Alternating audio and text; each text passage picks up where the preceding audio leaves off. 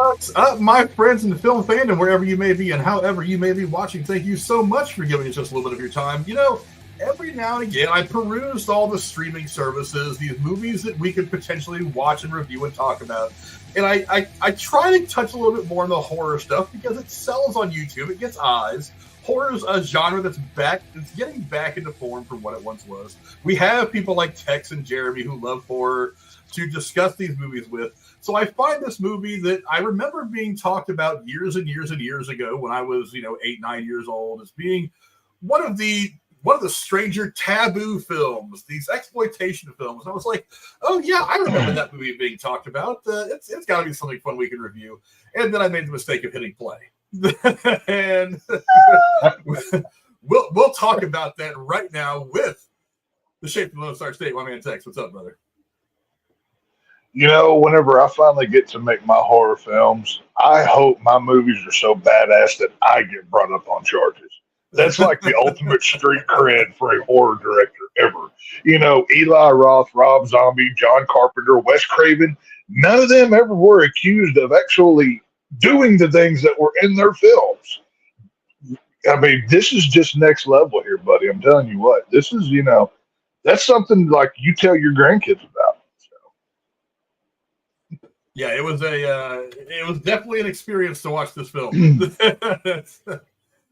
But Jeremy not with us tonight. He's actually got some other stuff that he's doing. He's getting ready to start a new job, so he's doing a few things.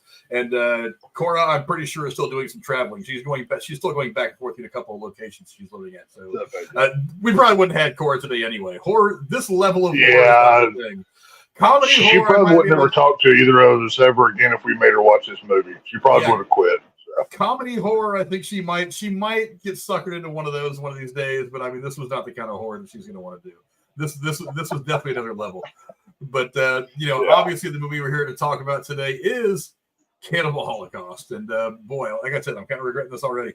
Cannibal Holocaust is a 1980 Italian cannibal film directed by Ruggero Deodato and written by Gianfranco Clarisi. It stars Robert Kerman as Harold Monroe, an anthropologist who leads a rescue team into the Amazon rainforest to locate a crew of filmmakers that have gone missing while filming a documentary on local cannibal tribes. Because, you can't read the description of this movie and not know exactly where it's going. Produced as part of a contemporary cannibal trend of Italian exploitation cinema, Cannibal Holocaust was inspired by Italian media coverage of Red Brigade terrorism. Deodato believed the news reports to be staged, an idea which became an integral aspect of the film story. Additional story elements were also influenced by the Mondo documentaries of Gualtiero Jacopetti. Wow, I hope I'm getting these names right. Particularly the presentation of the documentary's crew's lost footage, which constitutes approximately half of this film. The treatment of this footage, which is noted for its visual realism, innovated the found footage style of filmmaking that was later popularized in American cinema by movies like The Blair Witch Project. Cannibal Holocaust was filmed primarily on location in the Amazonian rainforest of Colombia, with a cast of indigenous tribes interacting with mostly inexperienced American and Italian actors recruited in New York City. Cannibal Holocaust achieved notoriety as its graphic violence aroused a great deal of controversy. After its premiere in Italy, it was ordered to be seized by a local magistrate, and Deodato was arrested on obscenity charges. He was later charged with multiple counts of murder due to rumors that he claimed several actors were killed on camera. Although Deodato was cleared of those charges, the film was banned in Italy, Australia, and several other countries due to its graphic content. Although some nations have since revoked the ban, it is still upheld in several countries. Critical reception of the film was mixed, although it has received a cult following over the years. Rotten Tomatoes gives the film an approval rating of 67% based on 18 reviews, with a weighted average of 5.5 out of 10. British Film Magazine Total Film ranked Cannibal Holocaust as the 10th greatest horror movie of all time. In the 10 days before it was seized, the film grossed approximately $2 million. Deodato has claimed that his film has grossed as much as $200 million worldwide in the wake of its various re-releases, and all this against a reported budget of only $100,000. That's a pretty good. Return ratio for movies. It's probably one of the, if that's true, that's one of the better ones in history. But we don't really have any way of knowing if that's true or not. But I don't know, Tex, you're a big fan of this movie. Give me your boiled words before we get into the spoiler stuff. We throw the term cult classic around a whole lot when we talk about these 80s films. This is the cult classic. This is the one you can go to that was despised by everybody. This film was literally tape traded to people from in the 80s and the 90s. The only way you could find this thing. This movie wasn't like, even Rogero Deodato himself was quoted as, "This movie's been cut up so much, even I don't know what the true cut of it is. It has been messed with that much." We talk about how extreme it was on the set of The Exorcist, how hardcore Toby Hooper pushed the crew on Texas Chainsaw 74. What Deodato does in this movie, he almost burned people alive because he wanted them to come out of that grass hut one at a time. This is dedication to art here. This is a madman behind the camera with a bone to pick with the news media of the world, and doing it in the most hardcore way possible. For a hardcore horror nut such as myself, this is one of those crown jewel films that you look at today and you're like, oh my God, I wish I could go back and see this for the first time again. It's an incredible piece of art. I mean, there's no way around it. Well, I watched it for the first time, and it wasn't that kind of an experience for me, that's for sure. We're very different people. Well, look, and if you guys are waiting for me and Tex to vehemently disagree on a movie, this is going to be your stream. But I talked about it when we did Terrifier, the first Terrifier film. I had mentioned that I'm okay with a slasher movie that is mostly kills. That doesn't bother me. But there still has to be enough substance to give it a definition, so to speak. And I thought that's one of the things that the first Terrorizer film lacked. And that's why I said the second one was a much more cohesive story, way better characters that I actually felt a little more attached to. That's why that was a much more complete film, one that I very much enjoyed. I mean, this is one of those movies. It was like, I know it's like the director. It's like Deodato looked at it and goes, I know my script is shit. I know I'm going to cast the absolute cheapest, worst actors I could find. The only thing I'm going to have going for me for this entire film is the gore, and even the gore doesn't quite make it. Look, I know it was filmed in probably like 1979 or 1978, somewhere in the late 70s. So and I'm always willing to give older movies a little bit of a pass when it comes to the special effects and stuff like that, because it was all practical. They didn't have a lot of the stuff available to them that we are fortunate enough to have today. So I always try to give them a little bit of a pass.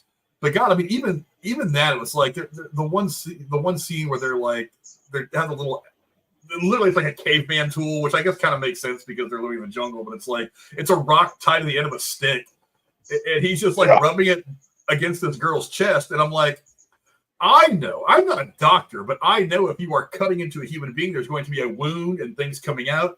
And it's like, all he's doing is just rubbing it up against her chest, and there's blood on her, but there's no wound. And I'm like I said, I'm willing to give a pass on a lot of things, but the entire movie was kind of like that. It was so much less than B-rate, because I said 100 times, B-rate and horror usually go very well together, but this was so half-assed. And when you're gonna rely on the extremes of the situation of the kill, cannibalism is not something that's often, even in horror, it's not something that's often touched on. Even for horror, it's considered kind of you don't go there unless you get away with a few things. It's like if you're gonna do that and fail at the acting, the writing, it's like you really got to make sure that one thing works very well. And even that, the deaths weren't even that shocking. It was a disappointment. I was hoping for something along the lines of Faces of Death. We were just talking about Faces of Death when we went live. I was hoping for something along those lines, but it just wasn't. It was like some guy borrowed $20,000 from his mom to make a movie, and she was like, "Sure, this is going to be my son's great foray into filmmaking." And I'm like, "Nope." It's like, honestly, I could take a weekly paycheck and go make a movie better than this. I'm pretty sure of it. if for no other reason, if for no other reason, I'm sure the writing's going to be better. The writing was awful. If you ever want to do a fan film of Cannibal Holocaust, I am in for free, buddy. I'll volunteer my services. I'm willing to bet I would make a better movie than this guy did. But let's touch base real quick on. I thought I had a picture of the director, but I guess I do not. Let's touch base a little bit on the director, Ruggero Deodato. Not a great deal of work. He had some stuff, some successes, but it seems like his entire career consisted of movies for the most part like this. It's one thing to just do a lot of horror movies, but it's like he was trying to go extreme his whole career. And I think maybe that one of the things that held him back. I don't know. Tex, have you seen any of his other work, and what does his body of work look like? The only films I've seen of Ruggero Deodato is the Holocaust trilogy. It starts with Jungle Holocaust, which was the first one. Cannibal Holocaust is the second film. And then the third one, I believe, is called Cut and Run, is the name of the film. It's basically his claim to fame. He's not like a great director, like you said. The reason why he's so well known is because he made such a shocking film that at a time where you didn't see stuff like this. And if you watch now, to be fair, he did those three films: The Jungle, Cannibal, and then Cut and Run. There's like 4 different Cannibal Holocaust too that were made by other people that are not sanctioned, that Deodato does not recognize. He had nothing to do with. But his trilogy alone, that's kind of his bread and butter and pretty much all he ever really did of any noteworthy fame. But I tell you what, man, for having such a little catalog, it holds up. I mean, especially in the horror world. Now, they're not great films. These are grindhouse specials that were made for drive-ins, and the grindhouses of New York is what these type of movies were made for. So you have to keep that in perspective when you're looking at it, at his body of work. So I mean, for somebody like me, I'm a drive-in mutant. Joe Bob Briggs, The Last Drive-In for Monster. I'm a drive-in mutant. I love this kind of stuff, and for me, I can't help but praise this stuff because he left such a mark on this type of film that it will never be forgotten about. You can go on YouTube right now and just type in Cannibal Holocaust. You're going to see 1,000 different reviews. Hell, this is why we're doing it tonight. For this to have happened so long ago, it's still memorable, and his legend will never go away. Not ever. I don't know that I'd put him at legend status. It's Not even just the relative lack of movies that he made compared to some directors. Oh, look, there's a lot of directors out there that made 150 movies, and one of them were good. The other 99% of them stunk.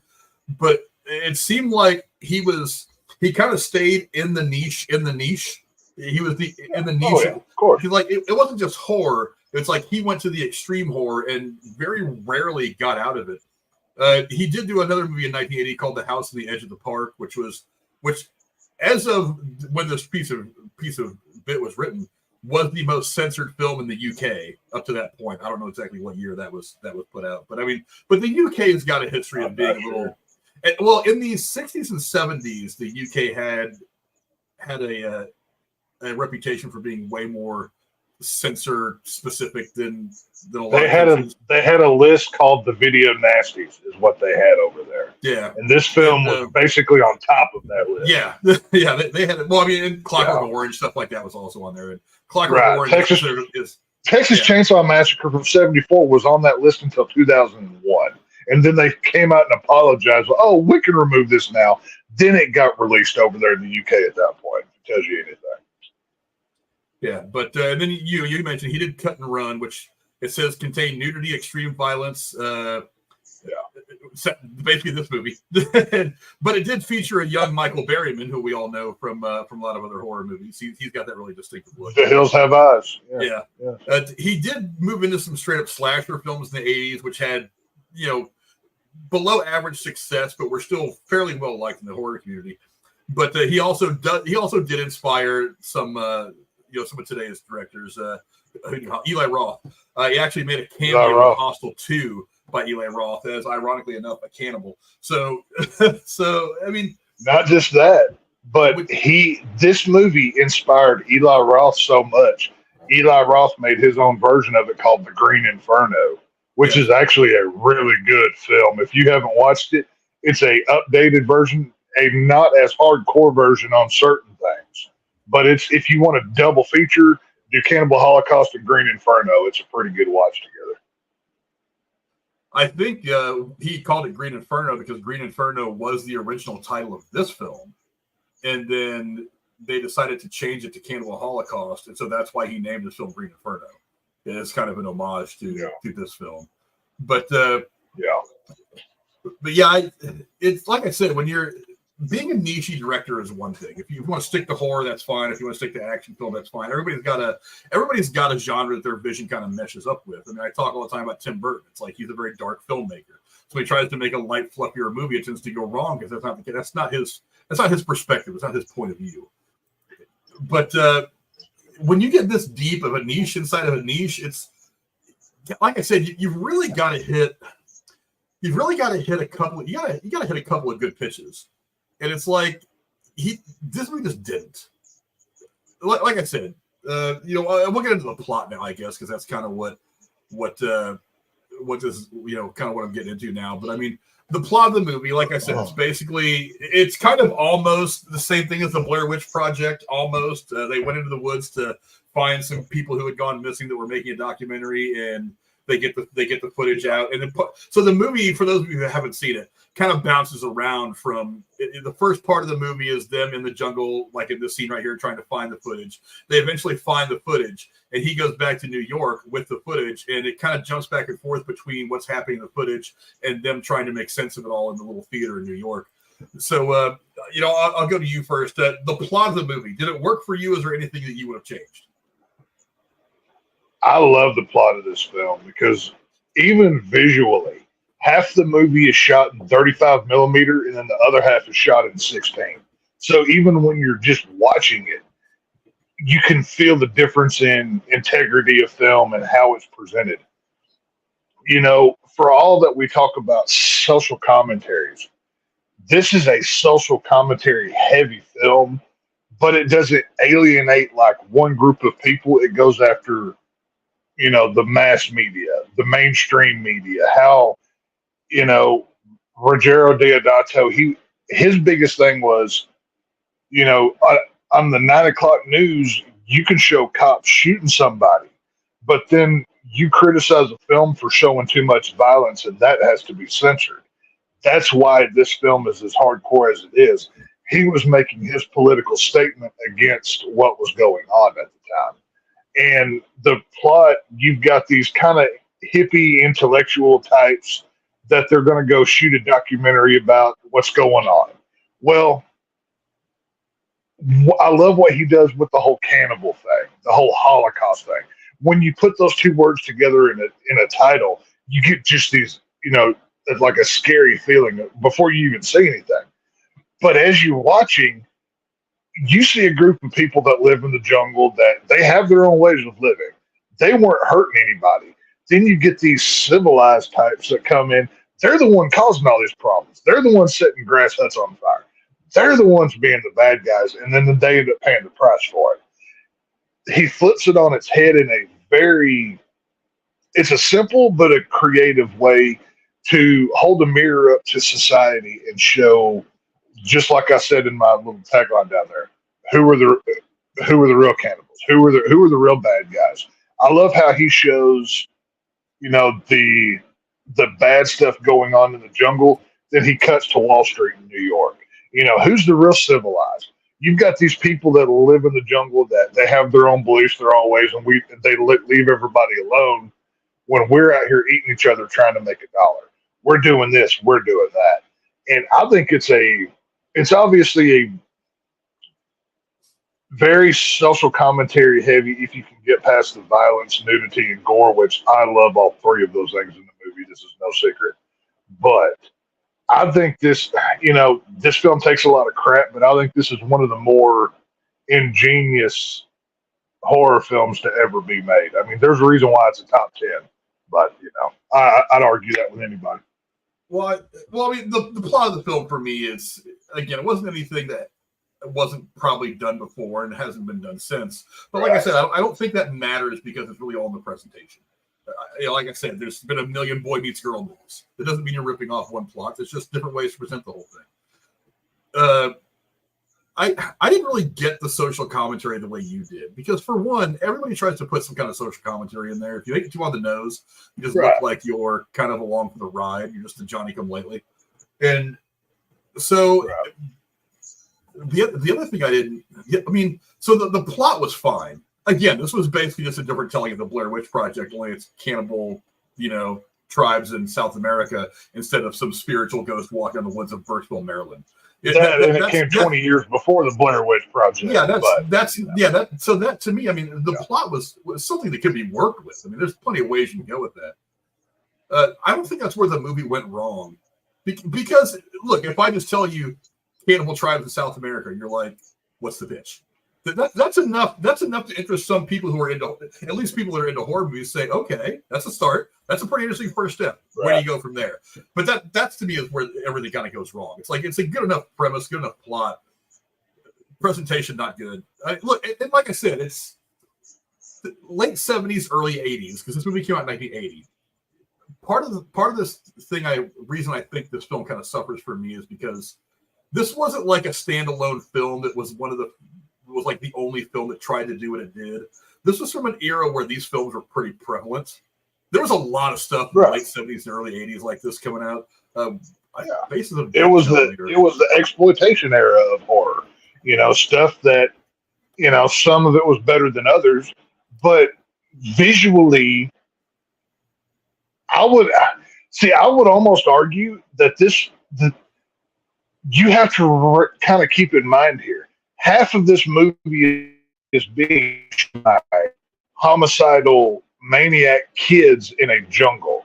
I can't help but wonder if Deodato purposefully shot the film the way that he did, as if it was from their hands itself.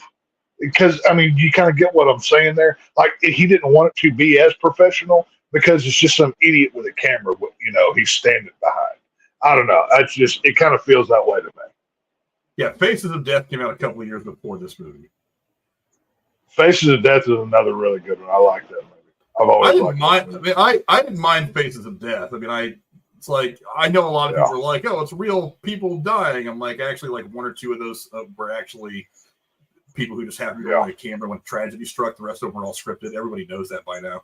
But so if I'm spoiling that for you, I'm sorry. But I'm trying to find a list of kind of the exploitation movies, but all I'm getting is just Faces of Death stuff.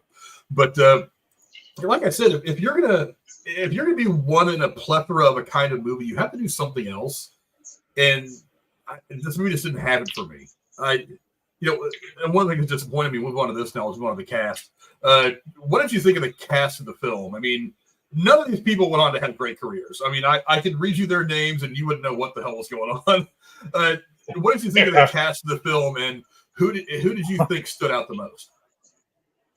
Well, I can't remember the man's name, but the basically the tour guide, the guy in the camel hat with the gun, who's leading the teacher through the jungle. He was always my favorite character. That guy right there in the beard. Yeah. But for the guy right there on the right, the teacher of this film, I don't know if you know this or not, Frank, but his biggest claim to fame was he was the male lead in Debbie Does Dallas, the pornography film. That was what that guy is most known for, because after he did Debbie Does Dallas, he wanted to go mainstream. Well, you have to keep in mind here, at this point in time in film, scary movies were like same level as, adult films. Well, so, especially these exploitation films. They were very taboo. Right. So he wanted to go mainstream. He wanted to do something that wasn't adult. This was his gateway into that. And he did this movie. He did another Deodato film. I think he did his next movie after this. I can't remember. He basically worked in Italian horror is what he worked in. But he never, I think his probably biggest claim to fame was he had a minor role in the first Sam Raimi Spider-Man. He was like the bus driver or something. I forget what he did, but a very minute minor role. But no, there's no names in this movie. This is not one of those movies that you watch because, Brad Pitt, George Clooney, Tom Cruise is in it. this is one of the movies you watch for the movie itself's sake. And, I mean, we've said it on here 1,000 times. You don't need stars in horror. You need a good premise, a fun plot, good kills, whatever it is. Yeah, his name is Robert Kerman, by the way. Robert Kerman. And funny enough, like if I'm going to give you my ideas of what I thought of the cast, he's the only one in this movie that was even passable as an actor. There was. Now, granted, they didn't have much to work with, so I think it may be a little unfair to smash their acting talent too much, but that really is kind of what can set you apart as an actor. Is can you take terrible dialogue in terrible situations and make something good out of it? They didn't. At least try to make me relate or want to see to your character or want to see your character exhibit some kind of success. There is not, with the exception of the two guys that you were just talking about, Kerman and the tour guide, with the exception of those two, I could not wait for the rest of these characters to somehow die. It's like, I watched like Scream and I don't want Neve Campbell to die. I watched Nightmare on Elm Street. I don't want Nancy to die. I don't want Laurie Strode to die. I mean, I want the characters that they want you to connect with to survive and have a good ending in the movie. These guys, I was just like, at this point, I'm still watching this movie because I want to see how this asshole gets it. I want to see how that asshole gets it. I don't want to see anybody live. I mean, I want to see all the people get killed, and then I want to see a nuclear bomb drop and the world just end, because that's kind of what I think of this entire universe they built. It's not worth saving. He's the only one. They're the only ones that had. The only other person that I would mention. The only other person that I would mention is the blonde female TV executive. That scene where they're sitting, where her and the guy are sitting there at the park, and she goes, "They want you to RAP. You can finish it. Their senses. They want you to do this." Now it's not great acting, but just kind of she plays it so superficial. She plays it so just ingenuine and doesn't care. She's just all about numbers and money. I love that scene because that's another one of those. It's kind of funny. They're taking this footage in movie and exploiting it while we're watching an exploitation film. So really, we're holding the mirror up to us. So it's kind of like a dream within a dream kind of thing. I like how this film kind of transcends a little bit. I think it's kind of an extreme example, though. And that's why part of me thinks that it's not a fair. I mean, yes, there's this component of are we the cannibal? I wonder who the real cannibals are. I mean, I get the sentiment of it, but strictly speaking, nobody's walking around eating somebody else's liver. So when you're talking about real cannibalism in this movie, you're talk to Hannibal about that. The name of the movie is very on the nose. It's talking about cannibal tribes in South America. Right. So when it says who are the real cannibals, I'm like, well, you could say who are the now if you'd have said who are the real exploitative people here, that might have made a bit more sense. But it's like, we're not eating each other. Those people are just wanting to take what already happened. They're not sending people down there to get eaten so that they can make money off these people's death. They're just like, well, this happened. We've got it. Why not make a buck off it? Which is still not the best way to do things, and I wouldn't do it. But at the same time, it's like that's kind of what people do. I mean, you don't punish somebody for doing their job. So when it comes down to who are the real cannibals here, it's like, well, the cannibals are the ones that ate the guy's liver that we saw in the one scene where they put the one guy over the fire and then they cut out his liver and walked over to Robert Kerman's character and he just took a bite of the guy's liver. I'm like, I wouldn't have done that. Like, I'd have been like, no thanks, I just ate. I just had some Taco Bell up the road. My belly's full. Thanks though, appreciate it. But I had like 5 chalupas. I'm good, dude. Yeah, I had a couple of chalupas and a churro. I think I'm good for the rest of the day. Thanks though. But yeah, it's like this to me. It's like me and Jeremy the other day mentioned the Room, the Tommy Wiseau movie, and I'm like, this is one of much like that movie. I think this is one of those movies where people try to look at it and find some artistic value in it that isn't quite there. And I'm like, sometimes movies just miss. It's not a bad thing. I mean, it happens. Some people work really hard to make movies. Nobody ever tries to make a bad movie. That's what John Campy always says, and I agree. Nobody ever tries to make a bad movie. But sometimes things just don't work out the way you want them to. And I would look at Deodato and say, this probably didn't work out the way you wanted it to. Because what's interesting to me is that has become a cult movie. It wasn't something that was widely talked about as being good back then. It was 30 years down the road that people who because for the longest time, let's face it, I mean, we've talked about it before, and when you get into the mid 90s and on into the 2000s, horror hit kind of a dead spell. They were making more spoof horror movies like the scary movies with the Wayans brothers than they were actual horror movies that were fairly decent. It's just in the last 10 or 15 years that horror movies have kind of gotten a bit of a resurgence, kind of got kicked in the ass creatively. So it's like they didn't really have anything else to watch. So they were going back and finding old shit like Faces of Death, this movie, some of the stuff from like the 60s and 70s. And that's why it became a cult classic, because they were like, oh, we need somebody, because we've gotten so spoiled watching Mike Myers hack people up and Jason Voorhees hacking people up that we needed less of the suspense horror that we got for a long time and more of the actual straight up slasher stuff. And this movie it gets found somewhere in a vault, and everybody's like, oh, this is the kind of horror that we used to watch back in the 80s before we all became pussies. And this is what horror should be. And that's one of the reasons why it kind of works its way back into the zeitgeist, is because there was the dark ages of horror, as I've called it before. But yeah, the cast for me, I mean, look, the expression on her face right there is pretty much the expression I had most time watching this movie. I was just like, really? I hated everything about these 3 or 4 people that are in the documentary, the people who were lost. To me, the story suffered because, like I said, I think Deodato, he was trying to go extreme too much. Like the scene where they gang up on the tribal girl that they find out in the woods. I was like, yeah, I don't get that. I was like, people don't really act like that.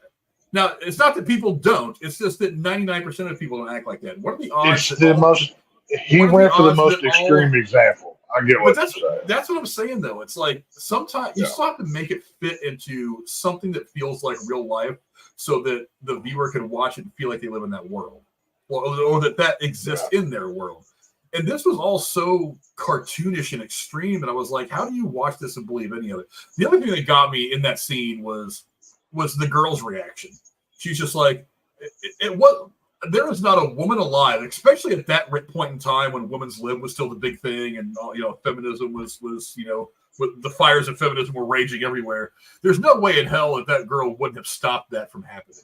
But instead, she gets in front of the camera. She's like, "What are you going to use this for? A porn? Stupid man!" Then walks away and allows this terrible thing to happen to that tribeman. I'm like, bitch, I want you to die now in the most grotesque way that this movie has to offer. It's like I got to a point where I kept watching the movie because I wanted to see her die.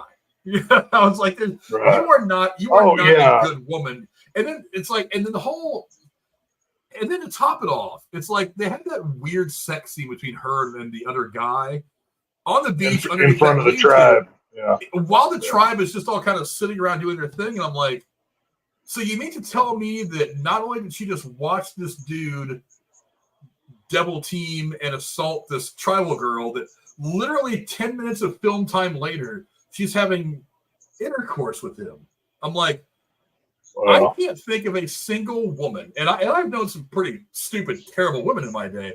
I can't think of a single woman that I've ever known that would have looked at that guy ever again, let alone, got naked and did the nasty with him. While other people were watching, I was like, what is this? I really do think that Deodato was trying to make a porn without calling it porn. Because there is funny enough, the sex is so dense in this when it's not.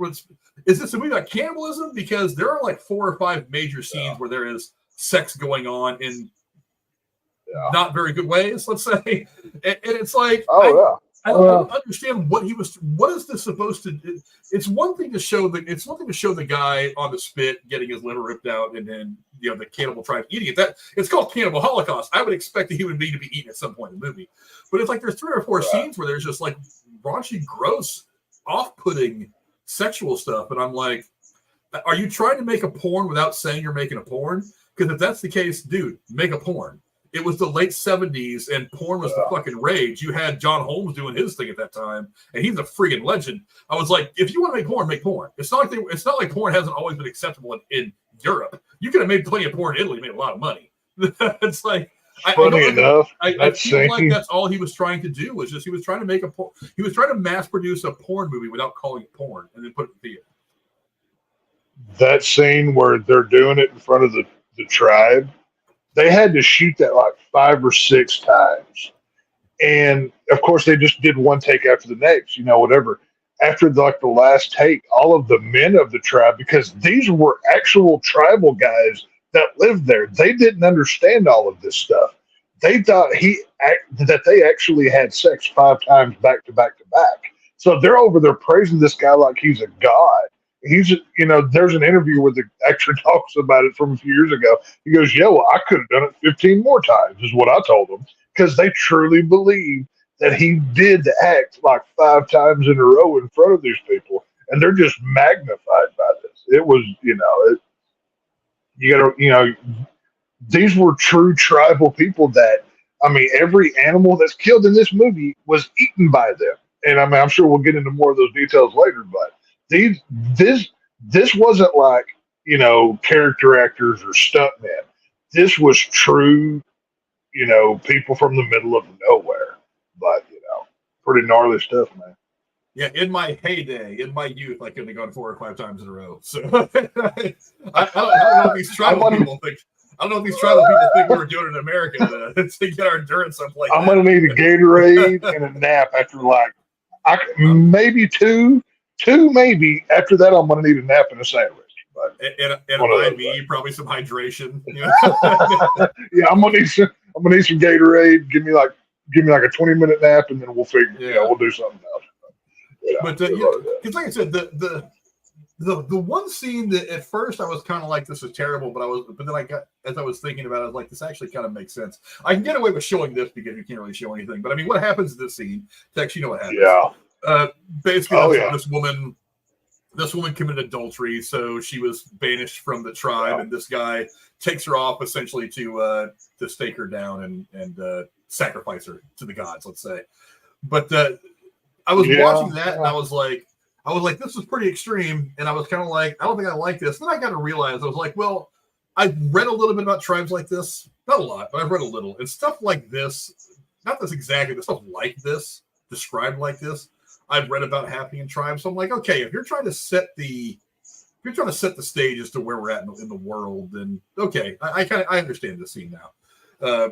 But every other scene after that, this scene had a little bit of brutality. It's pretty rough. And the scene with the pregnant girl by the riverbank, I was like, wow, that's something. The scene of that woman on the beach, and I'm not even going to try to describe what's done to this woman, because I'm pretty sure I'd get us kicked off of YouTube for even trying to describe it. But if you know kind of thing.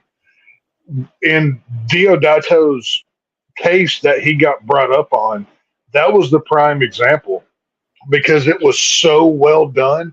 The judge could not figure out how they did that. And he had to explain, well, we put the stick in the ground and we had a bicycle seat and there was a metal rod. And, they literally had to break it down in front of the judge. Otherwise, he was going to prison. That's what I'm saying. In the horror world, Deodato's got the feather in his cap that Wes Craven never got. Nobody's ever touched this. He did something that was so believable that, and when you watch this movie, you believe, besides like you said, the rock sliding on the chest, that looks like crap. That looks like they just threw some, red paint on a rock and did whatever. But those scenes, those look really good. So I do want to give credit to those, because they still look great to this day. They still hold up. But yeah, the cast in this movie was just awful. Bad acting. A bunch of nobodies. Like, it's not even they're nobodies, because there are people, because you can take a nobody, put them in front of a camera, and they might find it. You know what I mean? You never know. You never know how good somebody's going to be till you get them on set and they read their dialogue. If they figure their stuff out, they find their motivation. Because I know people that have only acted in like local theater that I think are actually pretty good actors and could take a shot at doing something bigger. They're just not interested in doing it. But all these, like I said, terrible dialogue, terrible acting. The set pieces were good. I mean, I love the look of the whole thing. Yeah. I was at one point I was watching this and I was like, part of the visuals gives me the feel of like Deliverance, rustic area, woods. All I needed was a banjo, and it would have put me kind of right there. But I was like, I can't. Not only are these characters terrible, but there's terrible dialogue, and I'm like, give me something that helps me at least like one of them. And once you get to the point where, like I said, that scene where they come across the tribal girl and they do that stuff to her, I was like, I can't figure any of this now. I can't. There's nobody likable in avenue. Well, there's not one good person in this movie. Well, and I mean, like Robert Kerman's character, I guess, is likable. He just didn't do a very good job of acting it. But I mean, his was the character that was trying to give a little perspective to this whole train wreck of a situation in the movie. Like he was the one that was trying to find some sense in it all. So I was like, I get him. That makes sense. But it's like everybody. It's like even those stuff suits for like the network. I was like, I get it. You're trying to show how they're kind of heartless and stuff like that. And I dug it, like the chick was just sitting there stone faced and not really reacting. Yeah. But all she is all about, can I make money off this, whatever. And I'm like, but it's like nothing. I mean, past Robert Kerrigan, none of this was really believable. And the guy. But I was like, none of this stuff was really. None of these characters are good, and you couldn't even back that up with good dialogue. Like I said, the whole part where she's like, "What are you going to do? Turn this into a porn?" Oh, stupid man. It's like my 5-year-old nephew could have written it. I mean, it's like I don't get. I just don't get what. I mean, there's no pushback.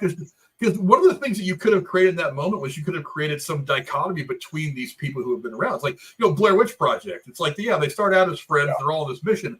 But as you see the tension start to build, their situation change. It's like they start to get each other a little bit. It's like that never really happened here. It's like she's just along for the ride. They're just assholes. And it's like, I don't understand what any of these characters are supposed to do long term other than just die at the end of the movie. It was silly to me. I didn't really understand it. And then to top it off, it's not even like the stuff that they did to some of the tribal girls. It was like this scene was something straight out like a Vietnam movie where burning of huts and things like that. Right. But this scene. We'll talk about this scene real quick. I mean, this is a piece of trivia that I had. Well, I guess we'll get to it now because this was a pretty big scene.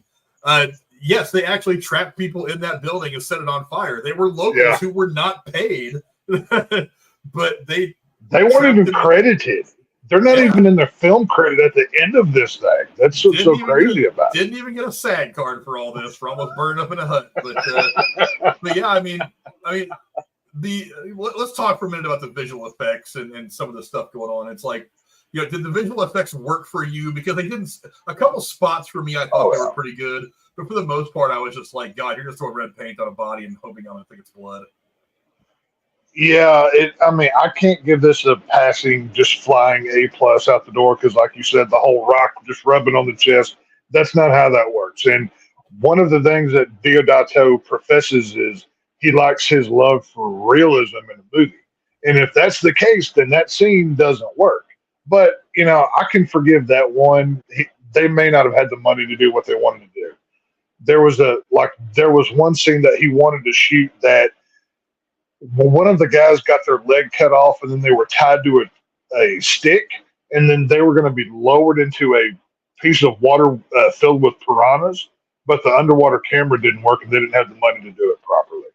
But the effects that we did get, I like it. I like the look of I like the 70s grindhouse era imperfections in this kind of thing.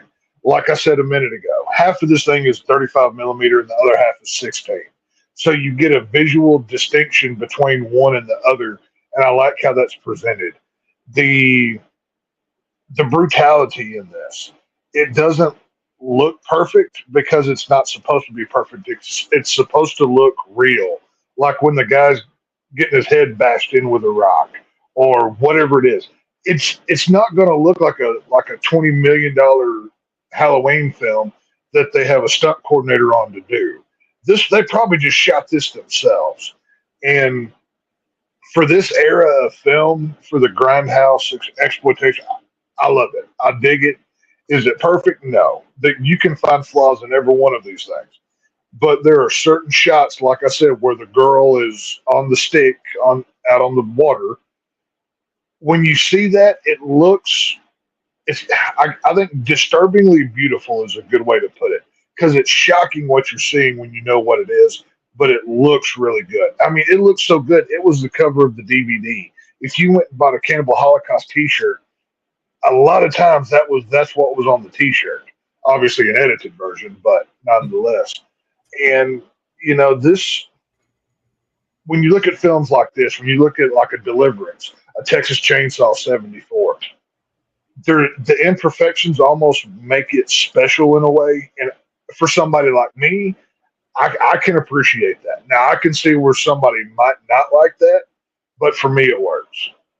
Now I'll give you this: that the scene that you're talking about with the girl with the pole going through her body and the pole coming out of her mouth, that's a hell of a shot. Yeah. That was a hell of an image. Oh, it's incredible. It looks. I mean, you could look at it today and it still looks great. Directors today wouldn't have the balls to run a shot like that. Oh God, no. Mostly because you'd never get that cleared by the studio censors. That's mostly a part of it. But that's a ballsy shot for horror, and that shot worked out really well. Because I looked at that and I was like, "Damn, that's something wild. That's outrageous." And that's the kind of image I would have expected from a movie like this. But a lot of it, and some of the stuff. I noticed that one of the things he did to kind of hide the low budgetness of the effects is a lot of obscured shots. Like when you get to the point in the movie where the girl finally dies, thankfully, and she gets tore up, and of course she ends up getting the gang treatment from the tribe, which I was like, I don't know why, but whatever. But when they decapitate her, and I noticed, and I was really disappointed because I was like, I want to see this shot, but as they're like jumping around and holding her noggin up in the air, it's really obscured by trees and branches and shit like that. And I'm like, is that what you're doing to try to hide the fact that the special effects are low budget? Because I'm not expecting a severed head to look all that great on camera in 1979 or 1980, but I still want the visual. I want the shot.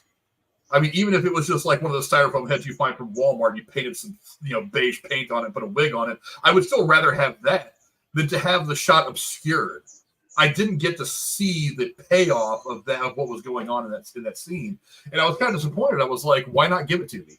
Of all the stuff you've given me, like the girl, on the pike, and guys getting his leg chopped off because he got bit by a snake, and so on and so on and so on. It's like, that's the shot that you're going to hide from me? I was like, really? I didn't understand that. And this is the end of the movie where we've seen pretty much everything this movie's got to give us. It's like, you're obviously hiding that shot from me because you don't think the effects are good either. Just show it to me. Just give it to me, because I guarantee it wouldn't have been the worst effect in this movie to have them walking around with like a plastic head.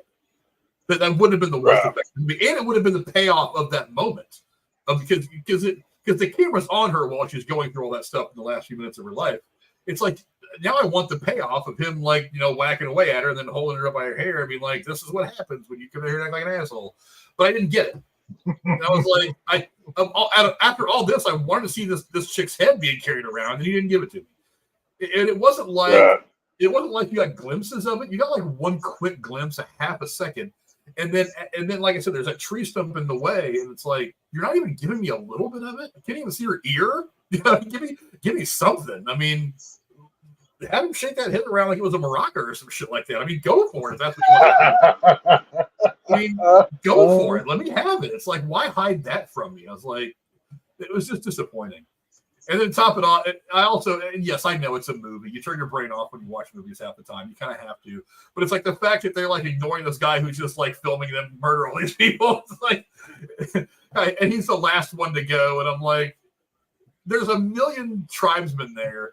They're not all going to stop what they're doing to all attack one person. I was like, they're probably all going to get jumped at the same time. So there's not going to be an opportunity for this guy to take a recorder. I mean, yes, for the sake of the movie.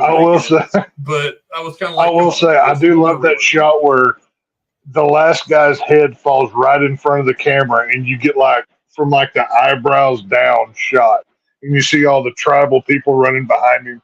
that's one of my favorite shots from the film as well, because it's like you said, it's obviously movie magic, but I think that's one of the better shots in the film as well. I like that one too. If I was these tribes people, there was no way in a million years I'd let these people carry on the way they did. I was like, I would have carved those people up into sashimi like 5 minutes after they walked into camp. I'd be like, really? Like, oh, wait a minute. You're the one that did this bad thing to our little tribal girl? Oh, yeah. Come here. Let's get out here by the river. Hold on, let me grab my knife real quick so we can talk. But yeah, I'm sitting here looking at Robert Kerman. Let's see. Well, yeah, obviously a lot of porn names. Let's see. Early life, born in New York, adult film career. Yeah. Film career. He was in, let's see, The Goodbye Girl in 77. Also, okay, he's got a couple of acting credits. He was in Concord Affair 79. Okay. 1980s, he started several Italian horror films, including Cannibal Holocaust, Megante Vivi, which I've never heard of. In Italian, hold on a second, let me pull this up. Megante Vivi, an Italian horror film directed by Umberto Lenzi about a young woman who is searching for her sister after her abduction by a cult in the jungles of New Guinea. That sounds about right. And Cannibal Ferox, which I've never heard of.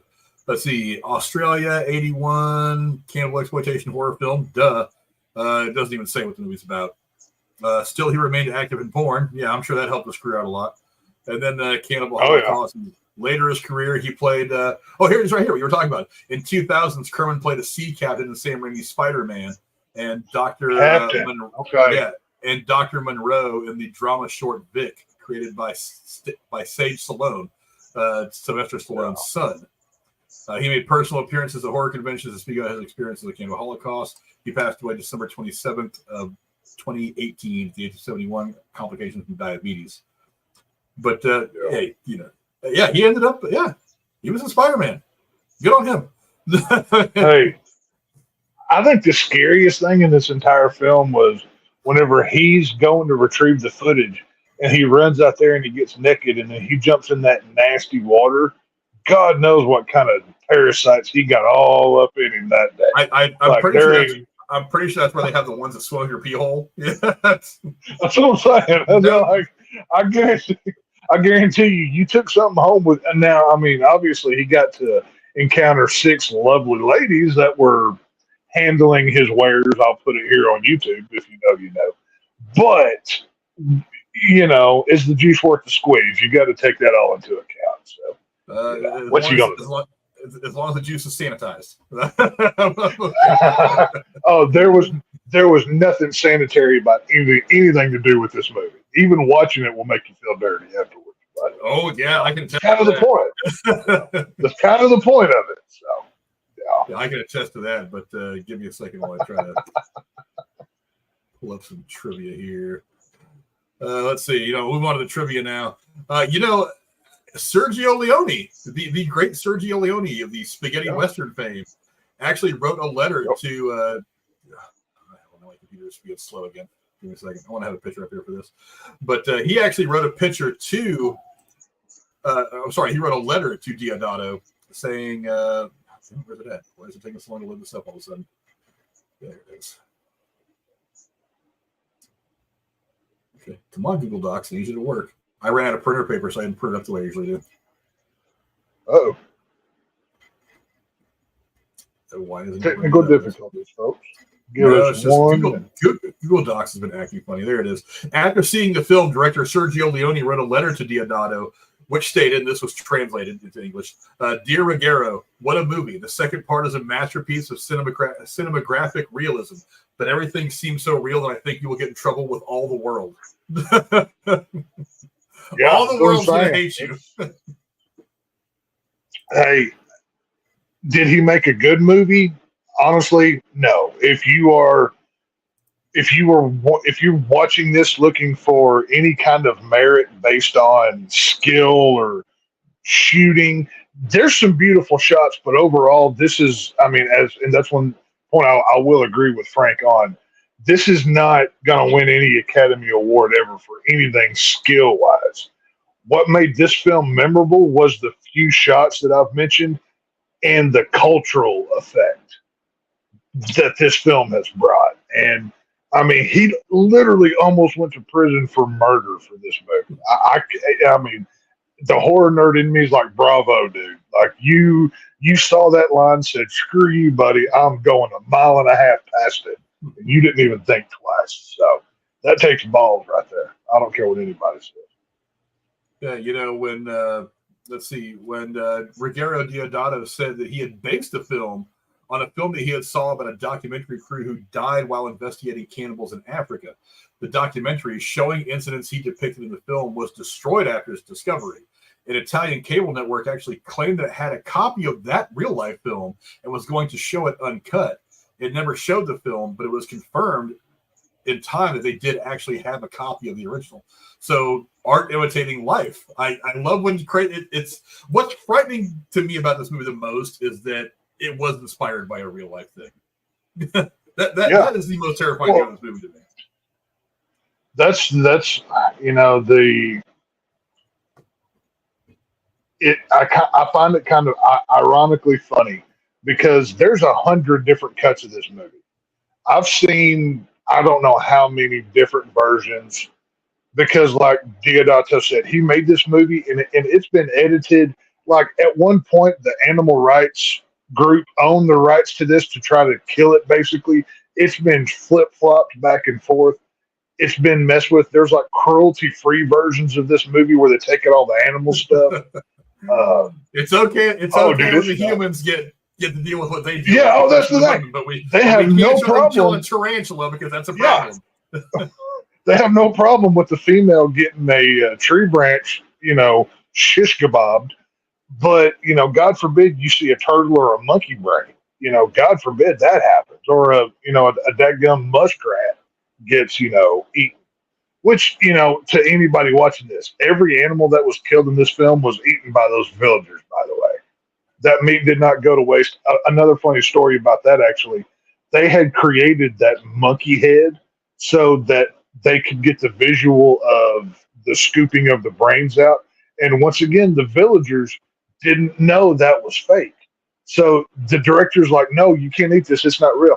He was so upset that they had to let the villagers eat the fake brain anyways, because in their village, they didn't let anything go to waste. They killed what they ate.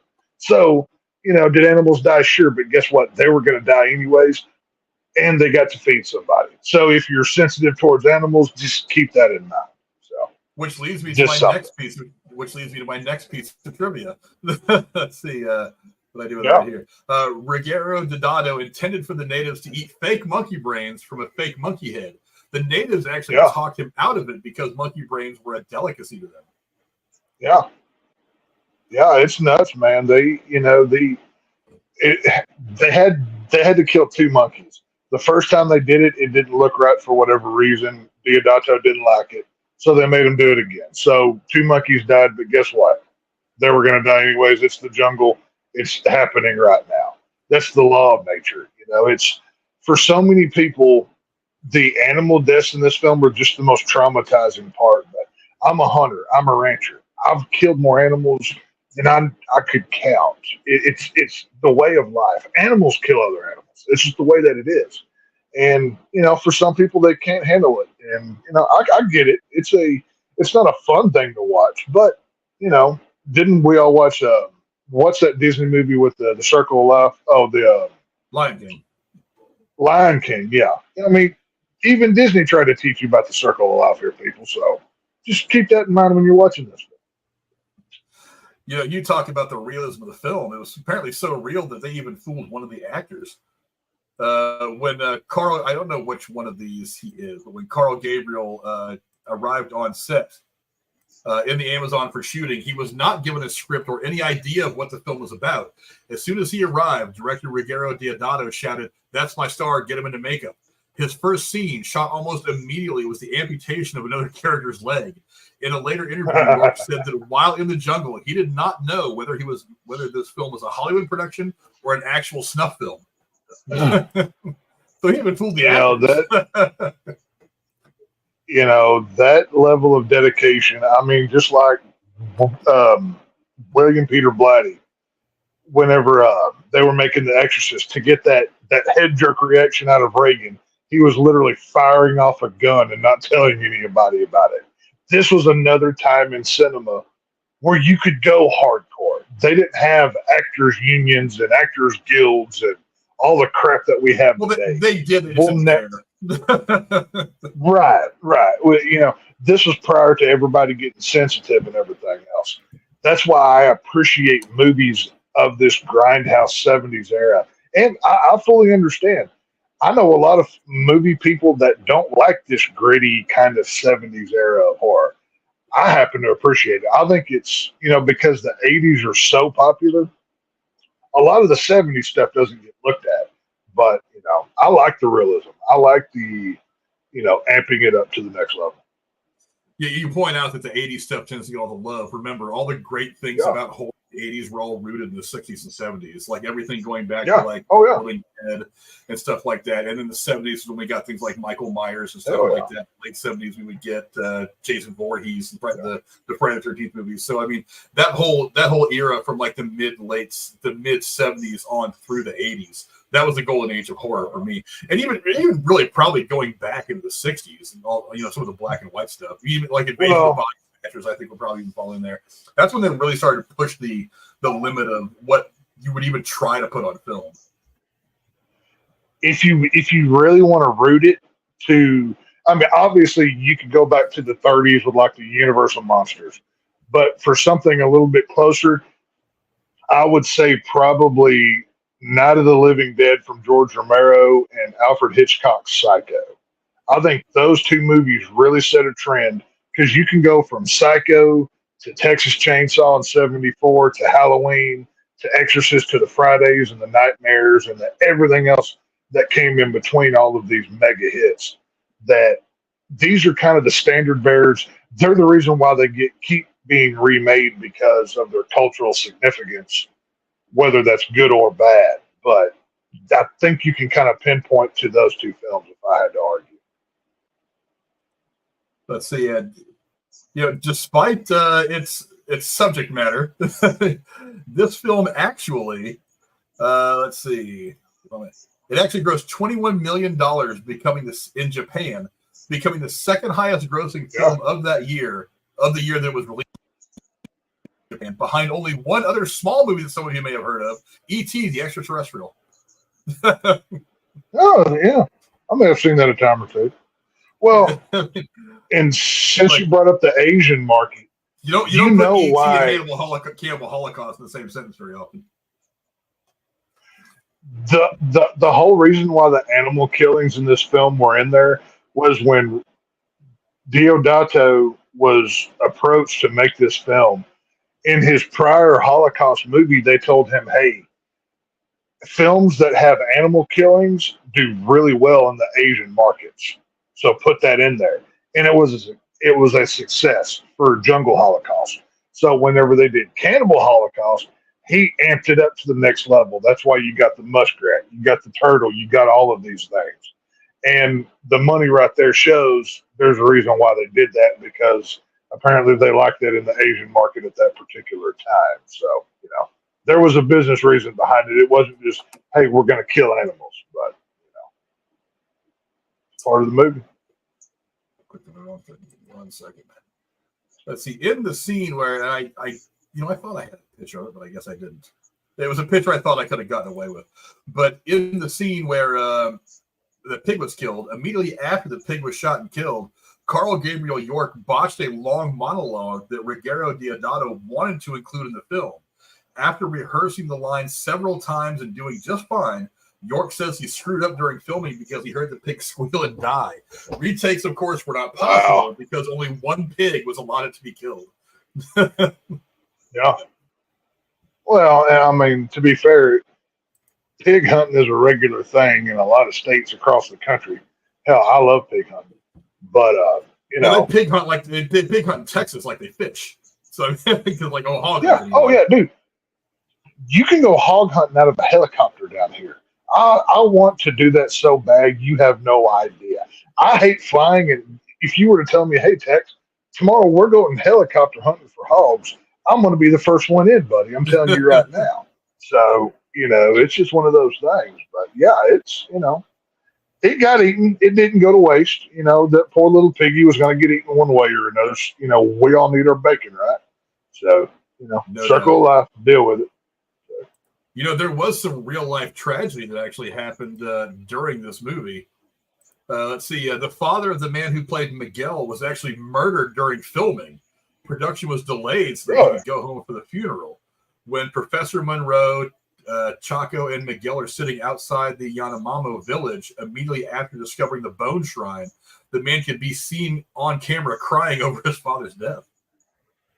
Wow. I didn't catch that part in the movie. It was probably something in the background that just didn't catch my eye. Probably. But yeah, that's the real tragedy. Even as much as I know about this movie, I didn't even know that. And I mean, I'm pretty well educated on this thing. But I mean, that's, you know, hey, he used his real life to help his art. I mean, you know, I guess you got to do something with it, right? Yeah, definitely a tragedy. And you know, all kinds of crazy shit goes on there in South America anyway. Could have been cartel, could have been a cannibalistic tribe. You never know. Let's see. But you know, to your point, you know, I know Deodato tried really hard, but Sergio Deodato did say that he now regrets everything he did, especially the actual animal deaths. He said once that he was stupid for including animals in the film the way that he did. See, I don't agree with it. I mean, maybe he's older now and he sees it differently. Well, he's been dead for you know, years, I think. When did Deodato die? Oh, I thought I'm not sure if he's alive or dead. I'm not for sure. He passed away, I think, a couple years after he made that cameo in Hostel 2. Did he? Okay, I couldn't remember. I can see why he would. Maybe he got to a different point in life and he looked at it differently. But considering the significance that if you didn't have the animal stuff in this movie would have been forgotten about by 1985. It would not have been remembered. It's like you said, it's not a well-made or a well-acted film. But the extremes that this film goes to is what makes it memorable. So for that reason, I wouldn't have regretted any of it. I mean, go back and listen to what Toby Hooper and the cast of Chainsaw, the hell that they went through making that thing. And the later, documentaries that they made about it, they said, I hated Toby for a while, but you know what? It left a memory. Marilyn Burns and all of those casts, they treasured those memories later. And, it's an animal death. It's a whatever. It was going to happen either way. So we might as well get some kind of significance out of it. Yeah, Deodato actually just died a couple of years ago on December 29th of 2022 at the old age of 83 from complications of pneumonia, kidney failure. And yes, he did pass away. You got to live a full life, man. Yeah, I mean, look, he's made more movies than I have. Can't knock the guy, but it's fun. Having regrets over what you did in a movie. I'm a firm believer in not having regrets because you make the best decision you can in the moment with the information you have available to you when you have to make the decision. If you find out some information after the fact, all you can do is just be like, well, at the time, with the information I had, I made the best decision I could. And in that time period, in the late 70s, early 80s, it really, look, it's not like today where, PETA is freaking out because you had the image of a hot dog on screen for 4 seconds or some shit like that. I think it's animal cruelty. I mean, you didn't have a lot of these groups around and make noise. So, I mean, you just did what you had to do to get the point of your film across. And like you said, it wasn't like they whack all these animals in half and then just toss them in the dumpster. It's like, these tribes people got to eat these animals. It wasn't like they were wasted. Weighing all things being equal and putting everything in its perspective, I wouldn't have the same apprehensions about it after the fact that he did. But it's something that does happen is, you get older in life, get a little older, and you start to soften a bit. I see it a bit in myself as I get older. I try not to let it happen because, damn it, too many soft people in this fucking world as it is. But yeah, I kind of get it. But like I said, you can't look at the past through lenses of today. So socially things were different, there was a much different world back then. So it's really hard to go back and look at something and say, "Oh, I regret that." You just did what you had to do. It would be one thing, okay, if they made this film in 1979 America and they had the animal killing that they did, then I could see a bigger problem with it. But you're shooting a film about a documentary that takes place in the middle of the Peruvian jungle. What do you think happens there on the day? Yeah. So if you're going for realism and accuracy and you don't have these things, it's not going to play right. So, I would have been upset because, like I said, I'm a hunter. I don't kill anything that I don't eat. If I pull a trigger, it's going to feed my family. I'm going to thank that animal for the sacrifice. That's what that culture does with their kills. So, it serves a purpose. I mean, I know some people can't stomach it, but it's whatever. It's the way that it is. And like you said, you got to think about, I mean, even by today's standards, you got to think that just because it's considered an affront to all of us here in the United States, to a group of tribes people in South America, it's called breakfast. I mean, it's like it's just that's how they eat. They don't go to the grocery store to pick up. They don't have a Starbucks and a McDonald's. Yeah, they can't just run to the grocery store to get some oatmeal. That's how they do it. Their idea of fast food is it's still running on 4 legs. So keep that in mind. Yeah. Specifically about this scene right here, one of the first really hard scenes to watch in the movie. Let's see. The production team could not find any native woman to play the adulteress who gets sacrificed in the scene. So the head of wardrobe, a woman named Lucia Constantini, ended up with the part. She was completely covered in mud to look like one of the native girls. Wow. That's that. I hope she got the second card. That was that was a rough scene. Yeah. One of the female, I can't remember which one it was. One of the females that was in the documentary crew that came from New York, she had actually refused to get topless in one of the scenes in this film. And apparently Deodato just chewed her butt for days about it. Yeah. Yeah, I can't remember which one it was.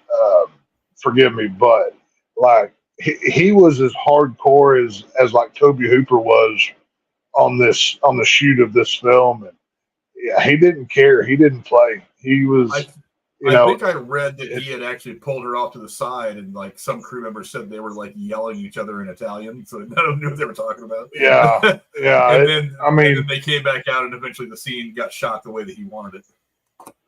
I don't know how much Italian horror you've watched, but there are some bangers. Some of the Lucci stuff.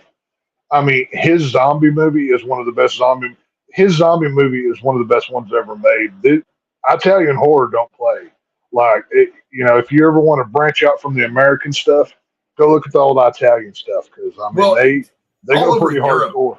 All over Europe, they've always had much different standards for what was allowed in horror. Because, I guess their point of view has always been like, well, it's a horror movie. It's supposed to be kind of outlandish. So whatever. If you got to hack up 37 people in 5 minutes, go ahead and do it. We don't care. Whereas in America, we're tend to be a bit more prudish when it comes to things like that. Lucio Fulci is probably my favorite Italian director. It's one of the movie I'm talking about. It has like 3 or 4 titles. It was called Zombie 2 because Night of the Living Dead had just came out, I believe, and then they basically wanted to kind of ride the wave. Or it may have been Dawn of the Dead. It was either Night or Dawn of the Dead, one of the two. But he made Zombie 2, and there's like a scene where a girl is getting her face pushed into the door, and there's like a spike that's coming out, and you see like the spike go into her eyeball, and the gore's there. You literally get to see a zombie fighting a shark. Where else are you going to see a zombie fighting a shark but in Italian horror? There's so many good ones. Just go look through these catalogs of these guys, the Argentos, the Fulcis, so many of these big Italian directors' names that are just so cool to watch, man. I love their stuff. Yeah, I don't know if you realize this or not, but this film actually has 6 unofficial sequels. I know that you said it was part of the Cannibal trilogy, but there is apparently 6 unofficial sequels. There's like 4 or 5 unofficial sequels. like completely made by different people. Yeah. Oh yeah. I wonder Oh what yeah. these No, people there's. think makes their movie's a sequel to this one. I've seen a couple of them, but for the Because life of me, that's what they gets me. were. It's like they say unofficial sequel. I'm like, who's saying Yeah. it's unofficial? Is it the filmmaker of that movie who wants to be attached to this movie, so they call it an unofficial sequel? I mean, because it's easy because Well, they don't want to say, "Oh, it was inspired by such and such a film." We gotta say, "No, this is an unofficial sequel to Cannibal Holocaust." I don't know. and that's what It makes sounds it like so it's something they funny did for is. marketing. I mean, that's what makes it so funny is you had Jungle, then you had Cannibal, and then you had Cut and Run. So this movie already has a legitimate follow up to it.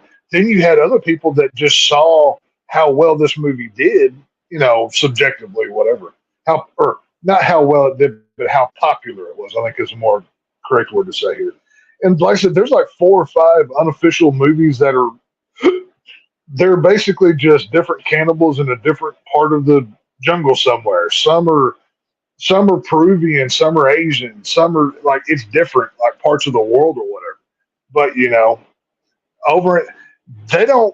It's not like here in America where they take copyright laws really seriously. Like if you wanted to go make a sequel to Star Wars, let's say, you're going to have Disney and Lucasfilm all over you. The Italian laws for copyright, especially back in the day, were loose. Whenever Alien came out, there was Alien 2 that was made over in Italy or God knows some Eastern, European country over there. That was just close enough that it kind of looked like Alien, but it was different enough where if they sued it, good luck trying to get them on anything. So there's a lot of history in that too. If you have time to go back and dig through it, it's actually a pretty interesting lineage of what's going on over there. Or good luck trying to get any Italian court to actually side with you. And if they did side with you, Right. they're not getting them collect any money for you. So whatever. Right. Well, that's the whole thing.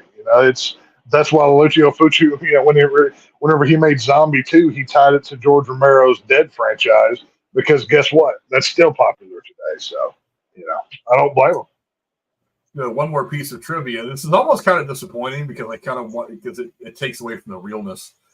The Yanomamo and Shimatari are both actual South American native tribes, although neither one of them is accurately portrayed in the film, and neither one of them practiced cannibalism.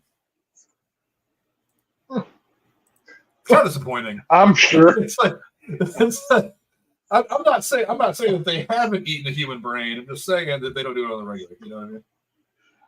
I'm sure if you look hard enough over there, you can probably find somebody that's willing to eat somebody when they die. I got a feeling, out of all these lost tribes of people we have in the world, if you look in the right spot, there's probably one somewhere. But who knows? Yeah, what you call them doesn't really matter much. All you know is you don't want to go down there and trip and fall and hurt yourself because you're going to be, lunch. I wouldn't want to go looking for them because I've seen enough movies like this to know I don't belong down there. So I'm not going to go mess with something I shouldn't be playing with. But whatever. Yeah, no doubt. I am not traveling south of the border anytime soon. I get like I'm Mexican and I get all the Hispanic culture I need from the local Mexican restaurant. that's there you go. That's all the Mexican culture I need anymore. Or I go home to California where we're not packing each other up necessarily. Right. But that's going to be a good place to wrap this up. This would be a little bit longer if Jeremy was here, but he had some stuff going on tonight and couldn't make it. I was actually hoping to get his point of view on this movie because when I told him we were doing this, he was I was too. Good luck figuring out how to review this one. And I was like, I'll figure it out when I watch it. I'll match something out. That's why I said what I did. Focus on the backstory and cultural significance because it's not a well-made film, but by God, you remember it. But whatever. It ingrains itself on your psyche. That's 100% sure. But I don't know, Tex, give me your final thoughts on Cannibal Holocaust. This is a one of a kind kind of film. You will never see another one like it for some good reasons and probably a lot of bad reasons, honestly. But you can't deny the cultural significance of the lasting power of this film. Even like Van was just talking about here, tape trading. this movie is still around today because of tape trading over the decades.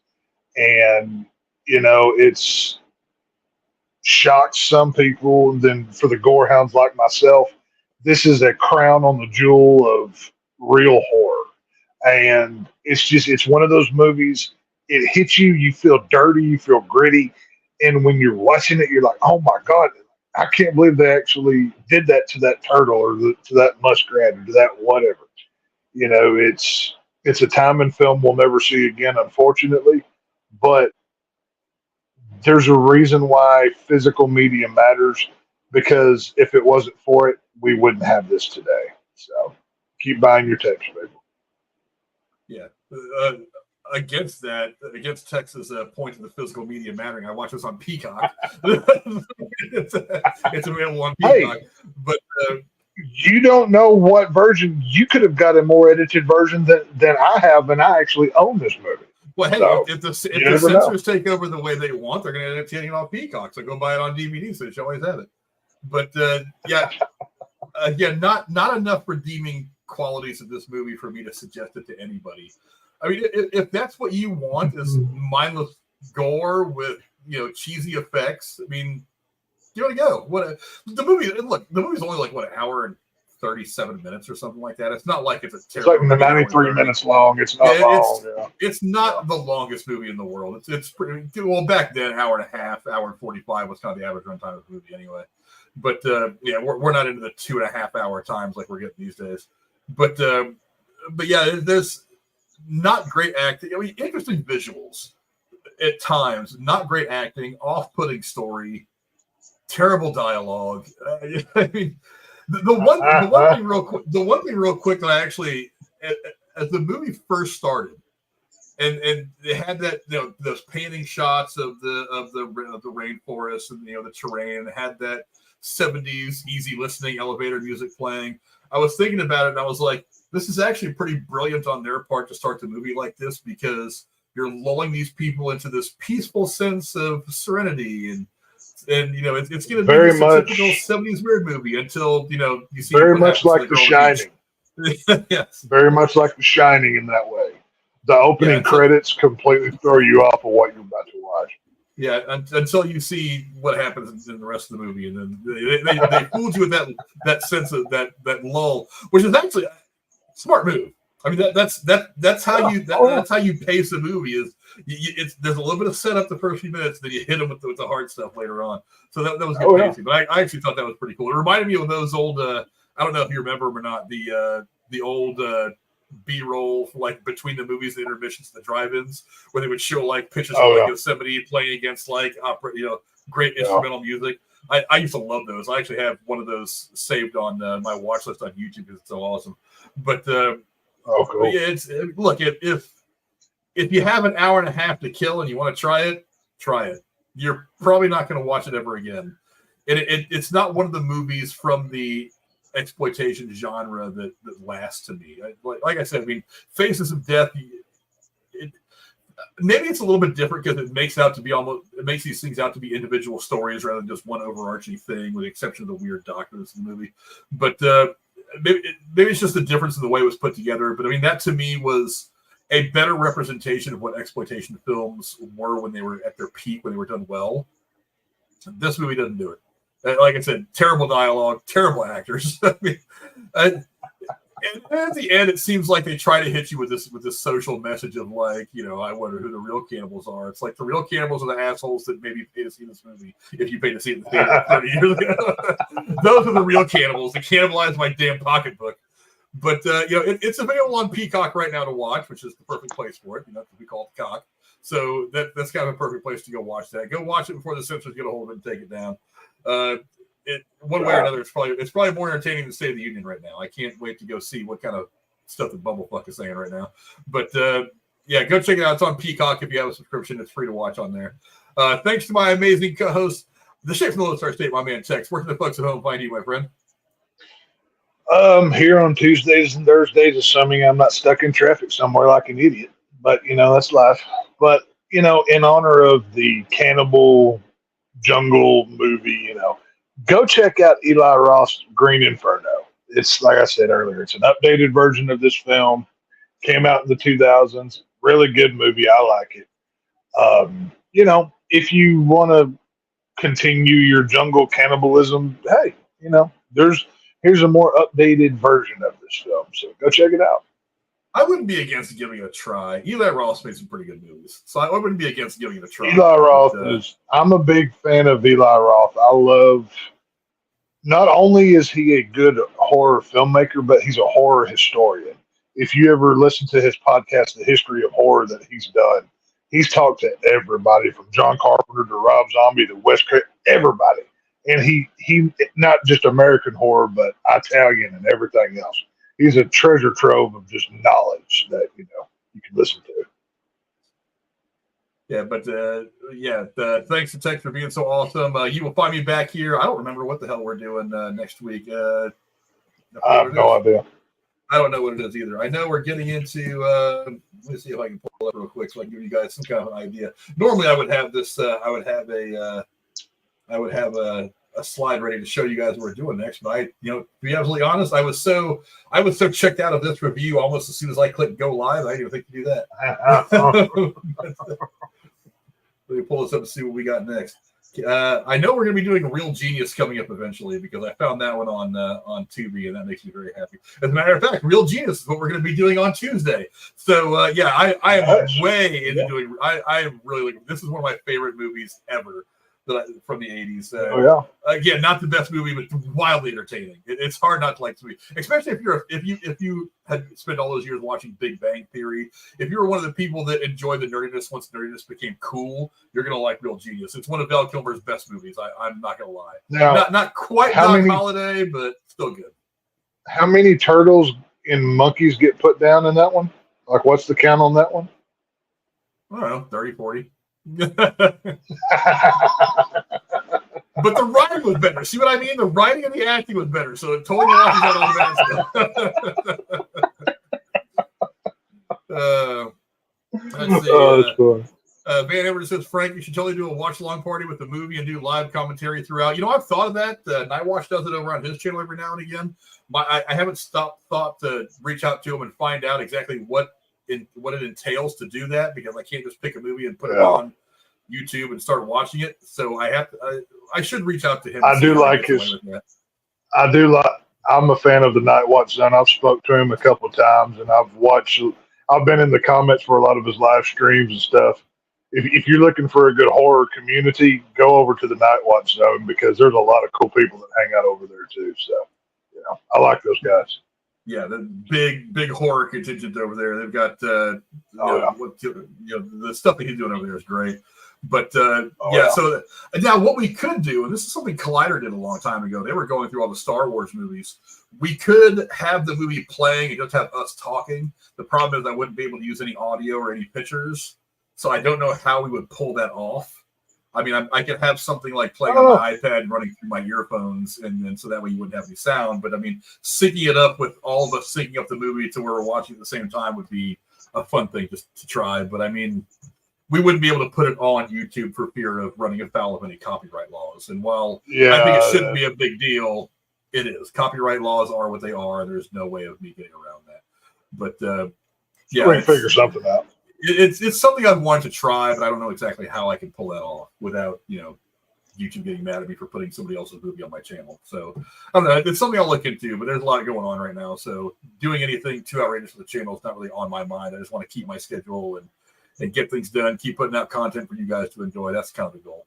But you'll see us back here on Tuesday going over Real Genius, one of my favorite movies. I'll be eager to hold that one over Jeremy's head and be like, hey, this is why the 80s is so much better than the 90s, sucker.